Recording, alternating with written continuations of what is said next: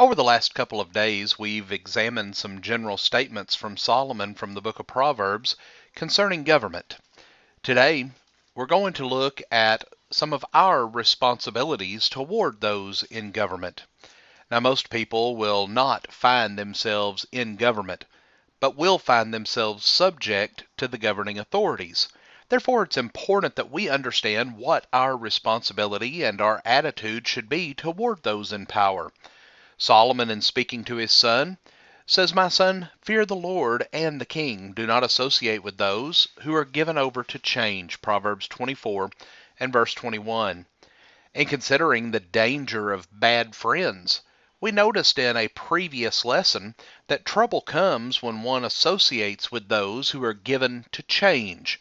Sometimes change is necessary, such as when one is changing from a state of wickedness to a state of righteousness. But this verse is warning about those with a rebellious attitude who want to change simply for the sake of change. Now, some civil authorities will roughly follow God's instruction for them, and others will completely reject God's will.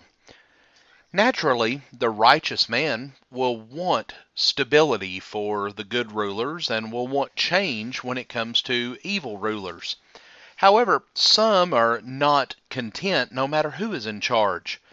They want change when the wicked are in power and also when the righteous are in power. But we are not to keep company with those who have such a rebellious attitude. Solomon says that he who loves purity of heart and whose speech is gracious, the king will be his friend. Proverbs 22 and verse 11. Of course, this verse assumes that the king is righteous himself, so that he values such qualities. But regardless of the character of the king, we must act with honor and integrity. And this is the only right way to gain favor with those in authority. Those who are righteous will take note of it and will respond with kindness. Solomon says that the terror of a king is like the growling of a lion, and he who provokes him to anger will forfeit his own life. Proverbs 20 and verse 2. The king has the power to do harm to those with whom he desires to punish, and this may be done properly, such as we see with punishing evildoers in Proverbs 20 and verse 26, or it may be done improperly, such as oppressing the righteous along with the wicked. But regardless of the reason for the wrath that comes from those who are in power, we should do as Paul told the brethren in Thessalonica: make it your ambition to live a quiet life. 1 Thessalonians 4 and verse 11. We should not be looking for trouble, but we should be striving to conduct our lives in such a way that those in power, whether righteous or wicked, will simply leave us alone. Solomon then goes on to say that when you sit down to dine with a ruler, consider carefully what is before you, and put a knife to your throat if you are a man of great appetite. Do not desire his delicacies, for it is deceptive food. Proverbs 23 verses 1 through 3. This passage warns us that not everything that is offered to us by those in positions of power is helpful or good for us. Therefore, if the government offers us anything, before agreeing to accept it, we need to carefully consider the potential ramifications of our acceptance of it.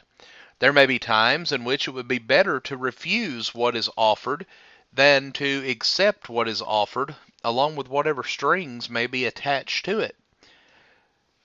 Solomon says, "Do not claim honor in the presence of the king, and do not stand in the place of great men. For it is better that it be said of you, 'Come up here,' than for you to be placed lower in the presence of the prince, whom your eyes have seen." Proverbs 25 verses 6 and 7. We are to exercise humility in the presence of those in power, so that if they take notice of us, it is to exalt us and not to humble us. And Jesus discussed this same principle in Luke 14 verses 7 through 11. But Solomon goes on to say that many seek the ruler's favor, but justice for man comes from the Lord. Proverbs 29 and verse 26. This is possibly the most important verse to remember in the book of Proverbs about our attitude towards civil authorities. Many people seek the favor of rulers because they see these leaders as holding the power of life or death over them. Yet we must remember that justice from man comes from the Lord, and any justice from civil authorities only comes as they comply with the will of God. Any injustice from civil authorities will one day be made right by God, as He is over all, even those who rule over us in this life. But rather than looking to civil authority as our deliverer and the standard of righteousness, we need to look to God for these things. We must never forget the surpassing greatness of God and the inferiority and the comparative weakness of human rulers. Friends, we want to thank you for joining us for our program today. We pray that you have a blessed day and a wonderful weekend ahead.